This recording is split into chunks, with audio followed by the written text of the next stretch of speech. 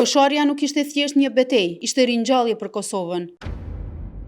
Në agimin e 9 prillit, heshtja u qa nga zërat e burrave që nuk kishin ardhur për të kërkuar jetë, por për të dhënë të tyren. Agim Ramadani me shikimin e tij të thellë udhëhiqte brigadën 138. Ai nuk ishte thjesht një luftëtar, ai kishte një vizion. Ai e dinte se për të hyrë në Kosovë duhej kaluar përmes ferit të Kosharës, por asgjë nuk e ndalte vullnetin e atyre burrave që kishin ardhur për të njëjtin ideal, liri ose vdekje. Betejë e Kosharës, një nga betejat më të njohura dhe më të rëndësishme gjatë luftës mes Kosovës dhe forcave serbe, nisi me 9 prill të vitit 1999 dhe zgjati deri me 10 qershor të atij viti, pranë fshatit Koshare që ndodhet në kufirin midis Kosovës dhe Shqipërisë. Qëllimi kryesor i UÇK-s ishte thyerja e kufirit për të siguruar një korridor të lirë. Betejë u zhvillua në një kohë kur edhe NATO kishte filluar bombardimet ndaj Ish-Jugosllavisë. Sali Çekaj, i njohur si komandant i luftrave, i kaloi i pari telat. Ai nuk kishte ardhur të komandonte nga mbrapa, ai este i pari dhe për këtë ra i pari, por nuk u ndal askush. Në 11 prill ra dëshmor edhe Agim Ramadani, lajmi ra si rrufe mbi brigadë, por ai kishte lënë pas planin, rrugën dhe burrat që e ndiqnin. Edhe komandant Xhemail Fetahu ra në këtë betejë. Gjatë 67 ditëve,